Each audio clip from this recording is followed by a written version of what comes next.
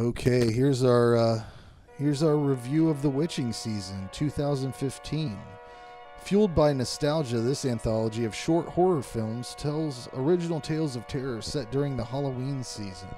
Written by Michael Bailiff, James Morris, Stephen Bailiff, Alan Bradford, David Harris, and Kara Mann Turner. Directed by Michael Bailiff and James Morris. Before we get anything else, I want to give it up. Hope you're not slaughtering that name. But it's B-A-L-L. Bailiff. We'll find out, though, won't we? We will. Sorry if we messed it up. We already know by now anyways, because the interview just fucking happened. Or didn't. So you before we get anything else, I want to give it up to Slasher Dave, who wrote the music for this movie. Yep. This movie show anthology. Is this on your DVD? Yeah. Is it a movie? No, I don't have it on DVD. They're supposed to be sending me a autographed Blu-ray. Oh. Haven't received that yet, by the way. I bet Jason gives it a good review. But no, I think it's set up the same way. It's season 1, episode 1 through 5. Yeah, I don't know if they're going on to season 2 or not. It definitely seems like it would be put together like. I'm sure a movie. I'll probably just ask that. A little inside baseball. Jason is doing the interview at a separate time. We're not sitting here quiet while he does it. But yeah, the soundtrack's stellar shit. So give it up to Slasher Dave. And let's get into these segments here, because I want to let everybody know, when you watch these, they are different times. Yes. Wildly different in some cases. But the first segment is called Killer on the Loose. And season 1, episode 1. Yeah. Are we, before we go any further? Yes. Are you gonna talk about one? We're all gonna talk about what we think about it, or are you gonna talk about all of them? Jason talk about all of them. I talk about all of them. Same way we did it. We'll talk. Yeah, about I want to go through it. It's gotcha. Gonna be quick. Probably refresh my memory here. Just was wondering. Let's see, Killer on the Loose. What we have here is it appears to be a girl is running from a killer who is wearing a Jason mask from Friday the 13th, and I was thinking they're gonna have to twist this, or else it's gonna be fucking horrible. Yeah, this one it is a little confusing. Like, I guess again, I'm probably going to ask him to explain it for me. But so I think it's a couple, like a husband and wife or whatever, that's doing a little like role playing. Yeah, like on Halloween role play. And he's dressed up in just a generic Jason mask with a machete, coming to the house to meet up with her. They say on the TV report. Right. Oh, this is what you were thinking. This is what I'm thinking is the synopsis. Oh, they say she's a escaped mental patient. No. Did you watch this, Jared? Yeah. They lead you to believe that this girl is getting chased by Jason. Yeah, but that's the thing I don't understand is why she is running from the Jason character. I think she's running from police because they do announce, like Jared said. She looks out and she looks out the window and sees him, and then like shuts the door real fast. Yeah, gets down. I think that might just be a choice to lead you in the wrong direction. Yeah, that part was a little confusing, but essentially this girl that you think is running from this killer is the killer, and the she guy escaped from an insane asylum. Yeah, the guy in the Jason mask finds his girlfriend with her neck slit, and that's how this whole thing kicks off. I thought it was all right. Like I said, if they wouldn't have done a twist, it would have been like, what the fuck is this? The first time I seen this, when I seen the hockey mask and the machete, it's like, nah, come on. But no, I see where they go. I think they were doing some role play, having a little fun on Halloween, and then somehow got mixed in. Now, in general, this whole series of shorts seems like maybe Michael came up with the idea, because it says he's the creator. So I assume he came up with the idea and got his friends together. It's like, here, you do a short, you do a short. But his featured short is very evident which one it is. But it's not the next one, I don't believe. It's the second episode is called Princess. Oh, you don't care what I think.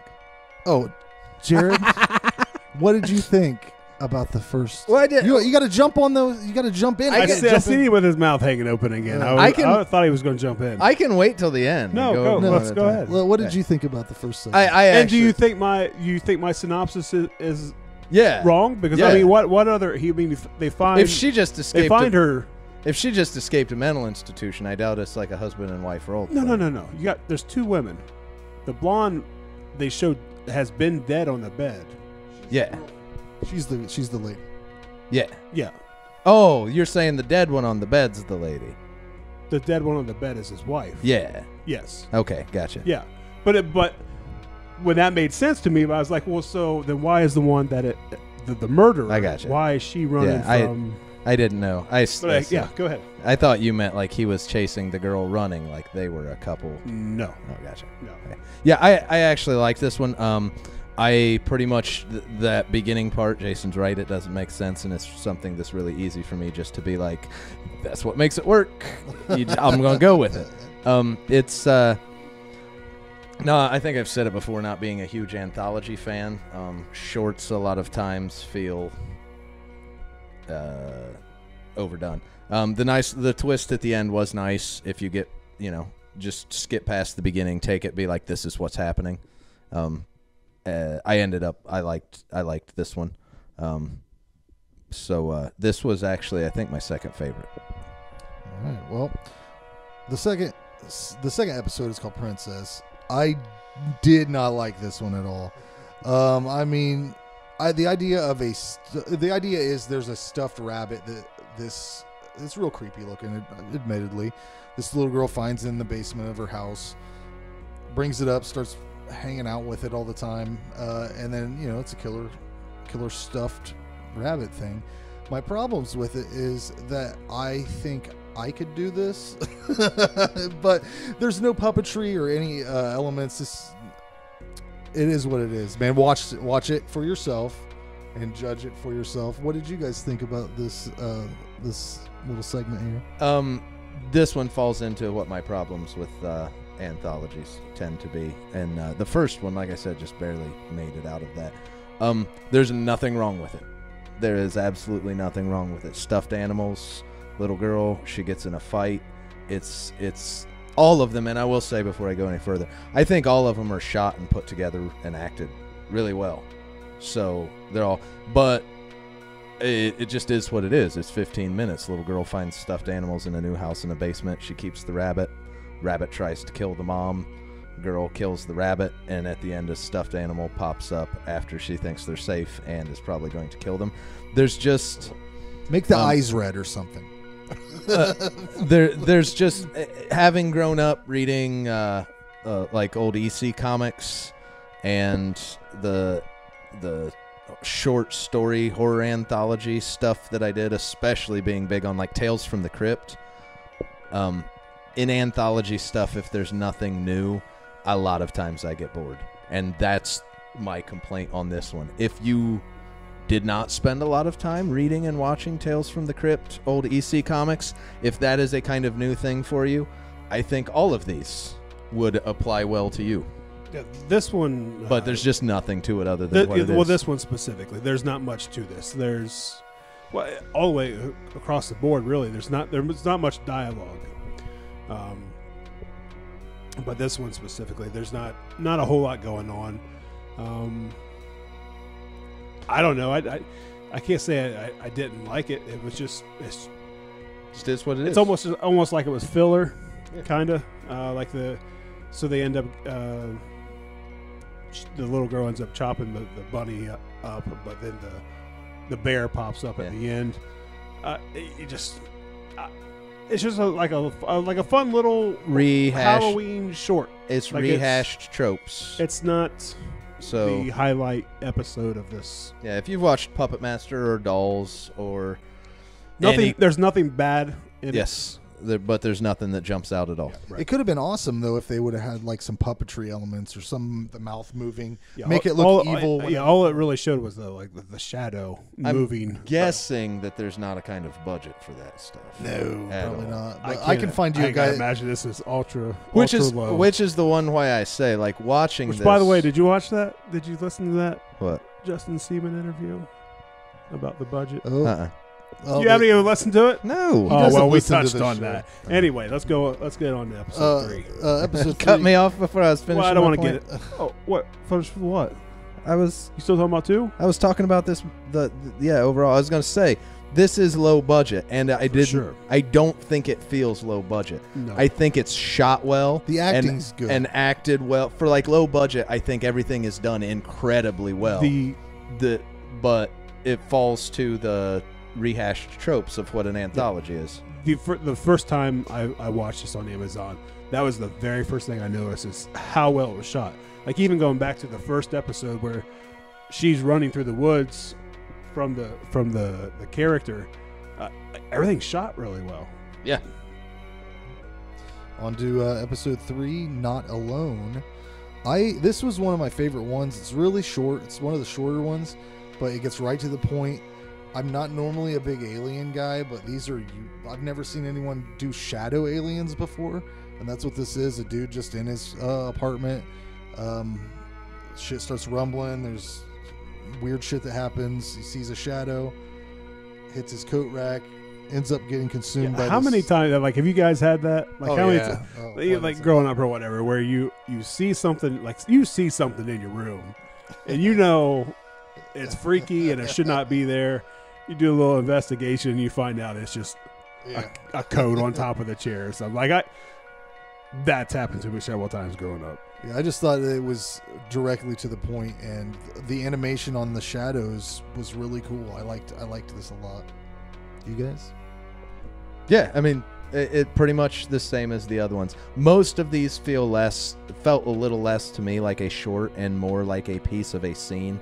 Like the first one, you're watching a slasher movie. It feels like that point in the slasher movie where the killer is finding the girl or the twist comes in.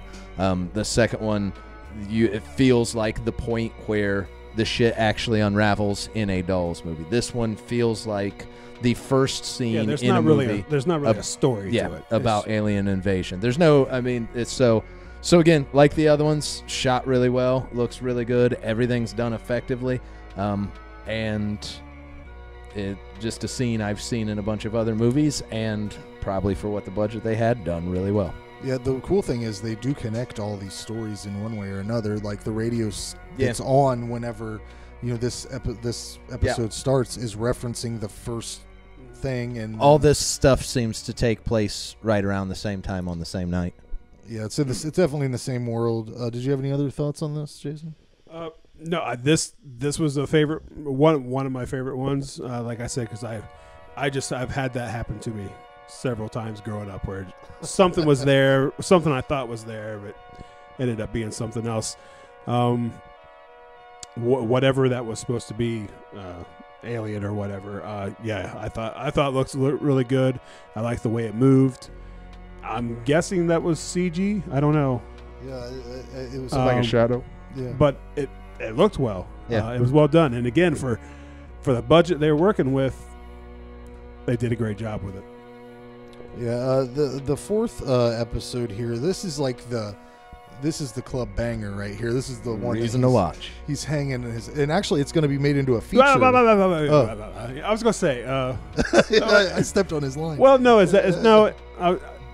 they had mentioned that to me, but it seemed like I remember them saying Don't mention it. don't say anything. It was on IMDb. That was Okay, so if it's already out there, then yes. On IMDb, it says that this Yes. is going to be made into a feature and They are released in 2000 next year. Well, they're getting ready to start shooting real soon, next couple weeks.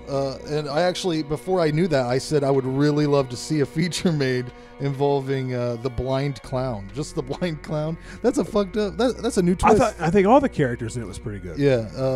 There is a lot. The Scarecrow's great. This one does have a little bit of a story. This one does have, It's, and again, it's the longest one, I believe. So Yeah, it's about a half hour. We'll go ahead, Frank. Well, this is the dude, right? This is Michael James. plays the writer. James. James. Yeah, James. Yeah. It's about a writer that goes to this. Is it a house where a killing happened? So basically, the idea behind this segment is that this writer goes to a house where a murder happened, and he wants inspiration for his next book. So, I think he's writing a screenplay. Oh, is that what it is? Yeah, it starts out with exterior every time he writes. So I thought that. I thought it. Yeah, I guess that's true. Good catch, Jared. Nailed it. This is a really good segment. You can tell there's a lot of love in this segment. They took the time to do everything properly. I mean, everything's really well taken care of. I think he might have even been referencing whoever wrote this, whichever one of the fellas wrote this, seemed to be maybe putting a lot of his own trials and tribulations into this little piece, because it was basically about having a writer's block. And I can assume, maybe he was making this segment. He's like, well, maybe I should make a blind clown piece. Maybe I should. Maybe this and the bear, the mask, the knife to meet you. Oh yeah. That line got me. Yeah, no, I thought the bear looked cool too. Yeah, all the stuff, and what ends up happening is basically he becomes possessed by this. He tells a story at the beginning of what happened in this house, which is a guy and his wife, and Booth house. Yes, and he's trying to write and pretty much kills his wife and then himself. And he goes to this house to write, because if there's any place he's going to get the inspiration to write something truly horrifying, it's here. Through it, you see him trying to write stuff. There's a bunch of minis in there that, again, are like he's going down a list that are like the first two. The first one is like he's going down a list of what they're going to be about, and the first one is like, okay, exterior girl running through the woods, and then he has this list of horror monsters. And so, like, he starts on masked killer, and then kind of runs a scene of a masked killer chasing a girl through the tent till he kills her. Gets mad, throws it away. Back to him writing, you see, like, the ghost of a girl kind of in the background. And then he moves on to Scary Clown. And, again, it's a scary clown chasing a girl through a carnival. Kind of shows him writing and then shows the scene, and he gets mad. And then throws that one away, and then moves on to Scarecrow, and then you get a little scene. I love scarecrows. I wish they almost would have stuck with that one. You get a little scene of a girl running through a cornfield. It was a good one too. And then the scarecrow comes to life. And the minis are like what the other things are in the rest of the movie. It's just like the known trope scene of a movie of that genre. Then more stuff starts happening in the house. You see the girl. He ends up finding the girl, the one that is in his head while he's writing. Spooky stuff happens. He ends up finding her dead body. After he finds her dead body, through the whole show, they've been kind of dropping little hints. And that happened after he wrote interior Booth house. Yeah, where he was at. So, but then you see him with a bloody knife, and he goes upstairs. You find out this. They talk. It starts in the beginning. They say it a couple times through it that some people commit heinous acts and die terribly, and there's stuff in this cycle that they must repeat it over and over until they find resolve. Some never do.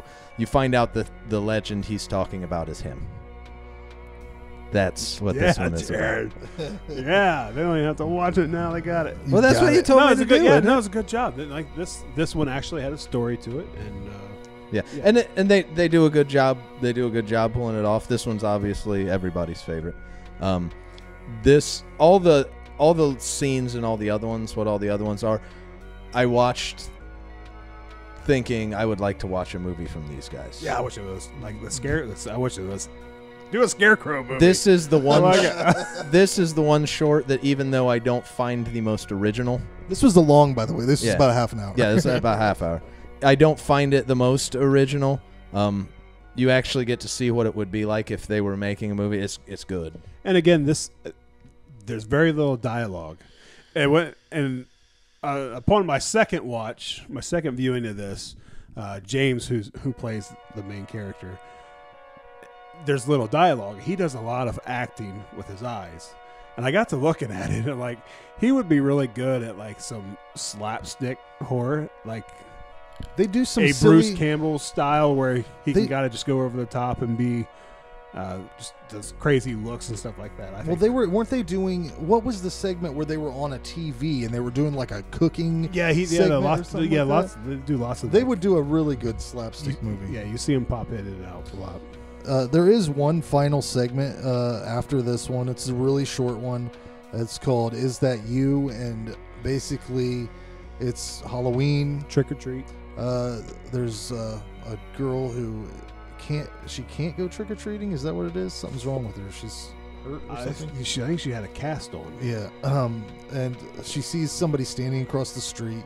Thinks it's one of her friends. Text messages them, and then ends up being attacked by this creature or whatever it was. A witch, maybe? Is that what it was?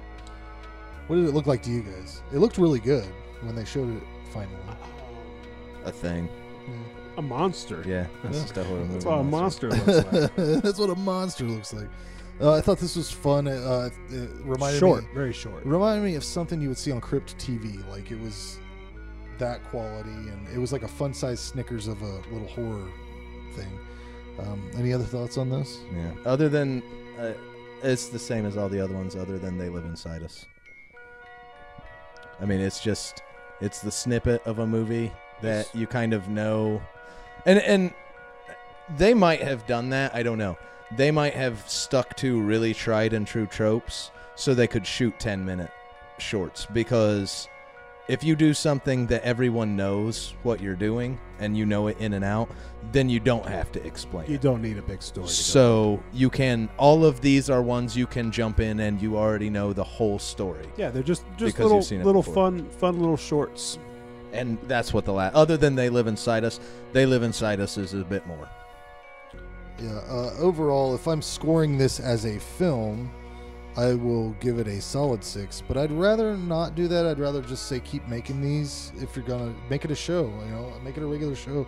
Hopefully, it's on Amazon for a long time. I thought it was solid entertainment. Okay. Yeah.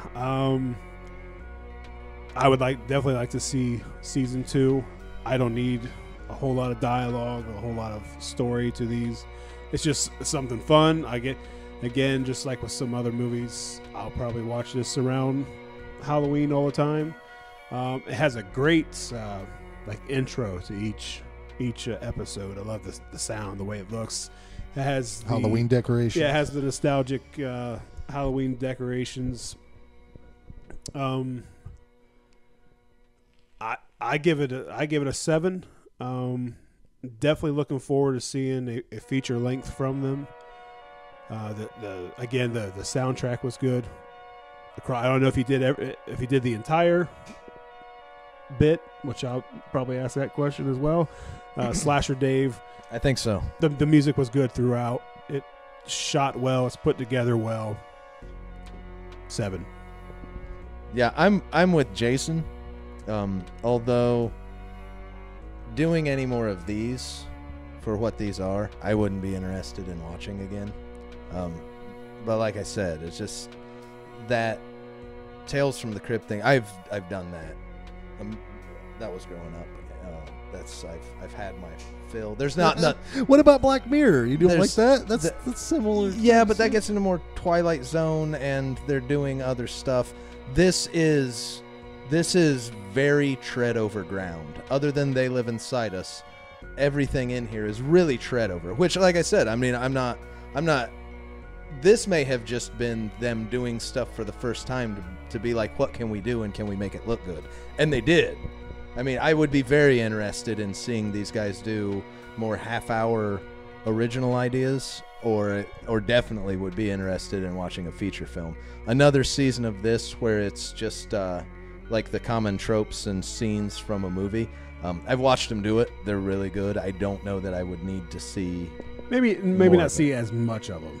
Like if they're honestly trying to make seasons and not, because I think if you probably put these together, you're probably around 90 minutes. If they did a season of stuff like They Live Inside Us, I would watch it. Yeah. If I seen a season of 10-minute ones that were stuff that I'd identified right off the bat, I probably wouldn't. But not because of the quality. I think you would probably watch it again, but there may not be any as much replay value. I probably won't watch any of these again other than They Live Inside Us. You tried to milk that one out of him, didn't you? Yeah, it's No, I'm saying season 2. You would watch season 2. If I turned it on and it started with tried and true tropes, and I saw they were only 10 minutes long, I probably wouldn't. because I got time. I'll watch them. I'll watch it. yeah, it's really nothing against them. It's just something I've seen. I spent a lot of time reading Tales Well, yeah, from the and Crypt you're and not EC that Comics big of a fan of anthology and anyway. anthologies to begin with. Anthologies is one of my favorite, especially Halloween anthologies. And normally my problem with anthologies is they just play over tropes. If they did 10-minute stuff of stuff I've never seen, I would watch it in a heartbeat. well, you'd have to watch season 2 to But know. But I would if something like that wasn't, if I noticed something like that wasn't coming, I wouldn't. So and again, it's not. I give it a 7. They Live Inside Us was really the only one I watched and enjoyed, like really enjoyed. But I was really impressed with the quality and how good they are at what they do. So the 7 on technicality. What was your enjoyment score? We're gonna have to have a separate fucking. Since you always have 2 On scores. They Live Inside Us, it's a 7. Okay, I'm scoring it off that. you're scoring the overall 7. Yeah, I'm scoring pretty much off that. What'd you give it, Frank? I gave it I said I gave it a 6 if I'm judging it as a film, but but I don't really want to do that. I just Well, you wanna- should do that. Okay, as a film, it's a 6. That's our show, guys. Yeah. Anything else at the end?